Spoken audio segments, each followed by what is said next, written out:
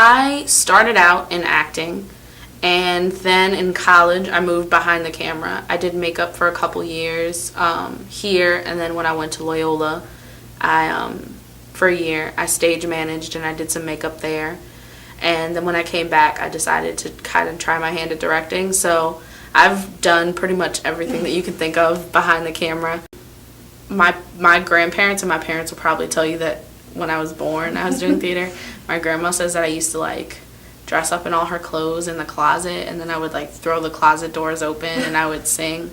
I think every actor when they're backstage is like, I could be sleeping right now, but when you get out on that stage and you're in front of a crowd, like, you're like, yeah, but this is fun, so I guess. It's not really necessarily anything that I tell myself. It's just the feeling of satisfaction that you get either when you're stage managing a show and it goes up flawlessly and you read all your cues off correctly and lights and sound and everything goes perfect, or you know, when you're doing the dress parade before a show and you look at costumes and you're like, oh man, it's just a feeling of satisfaction that you get once a project is complete. Like, I think the thing that a lot of people don't realize about theater, like working in theater professionally, is that everything that you do is like a project. So it's like a group project. Your life is group projects. Good random configuration. I was like, wait, what configuration was that? Save it, save it. I like this. It was a good choice.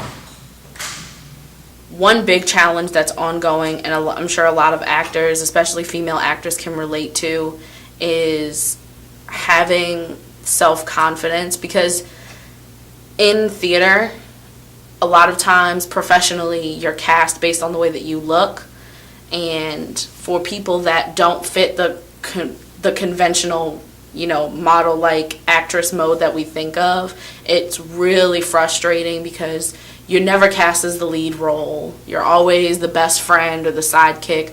But it's really, what it's taught me is just to embrace it. Really be the best sidekick that you can be. The acting world is probably never going to change.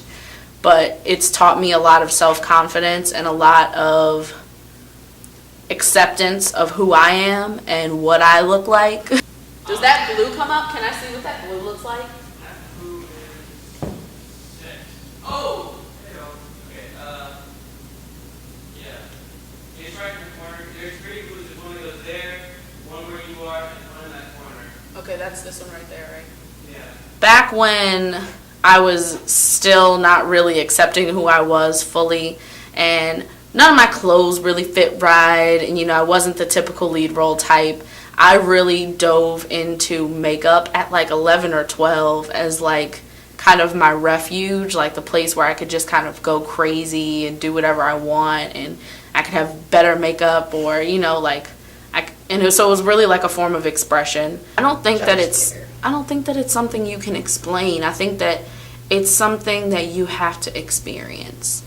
You have to experience the satisfaction of memorizing 100 pages of dialogue and then spouting it out like it's nothing. You know, you have to experience the satisfaction of looking at a cast on stage and knowing that you've done all their makeup and looking like, oh man, these people look great. They look so, their skin tone's on point and all this other stuff, you know. It's something you have to experience. And even from an audience standpoint, sitting in really good theater and just completely forgetting reality and just being totally transported into this other world that these people on stage have spent a lot of hours to create.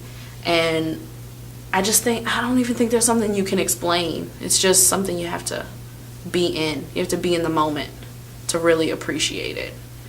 So for all the people that don't like theater, I don't really have anything to say.